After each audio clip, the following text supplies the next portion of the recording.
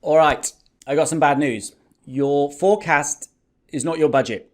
So what this video is going to run through is just kind of some of the terminology issues we constantly come across, whereby people refer to things synonymously that aren't necessarily exactly the same data point. In actual fact, they're quite critically not the same data point. So yeah, the overarching takeaway from this video is that your forecast isn't your budget. Now, in terms of what a forecast is a set of projections from the current point in time. So whatever date I'm currently at, my forecast is from this point forwards. So it's forward forecast looking information. By comparison, my budget is a locked forecast at a point in time. And that point in time could be in the past. So for example, if we're at the start of 2030 and we're looking to put a budget together, I'm going to be setting that budget prior to 2030. That budget is then locked down as an established definitive set of data. And even if I move through 2030, my budget is still my budget. I don't go back and reset it. Forecast is from this point forwards, and budget is an established forecast from some point in time that has been locked away. Related to this, you also get things like reforecasting. So typically if I went through, say, that 2030 year, I might actually look at my forecast and say, well, this is now out of date. Let's reforecast. So a reforecast is often a forecast that's been established later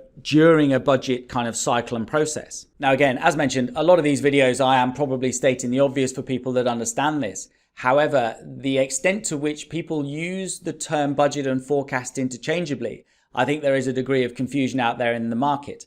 From a modeling perspective, one of the worst things you can build into a model is ambiguity.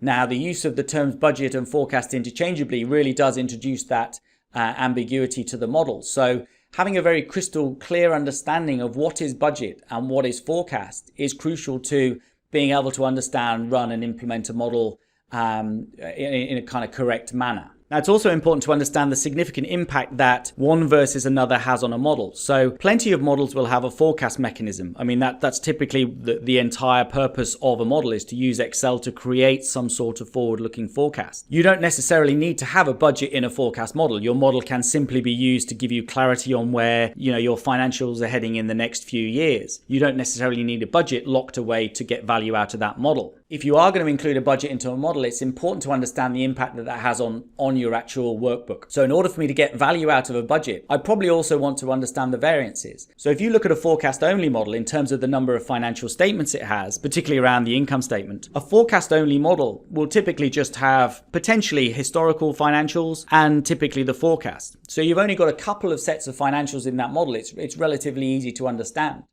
The minute that you start to include budget analysis, this really escalates and starts to be the point at which models become a little bit confusing, and particularly the point at which you need a modeler to actually run the model. So for example, if I now stick in budget analysis, I end up with a third income statement, which is my locked away budget piece. I then also have to have a fourth in order to get value out of that, which is the variance. So if I'm adding budgeting to my model, I'm doubling down on the number of income statements that are in the model, and therefore risking the chance that somebody is going to look at something that is incorrect. They might be looking at a budget when it could be the forecast, and so on. So adding a budget to a model substantially increases the number of financials and the complexity of the model. Not only that, but once you put a budget mechanism into a model, it's the point at which you also start to have to build in things like copy-paste mechanisms or some sort of process whereby you can actually lock that set of forecasts away as a budget.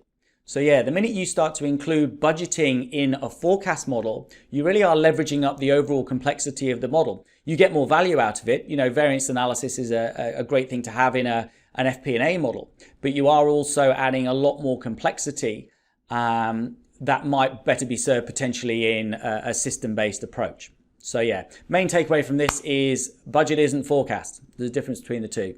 And it's good to get to grips to understanding that nuance.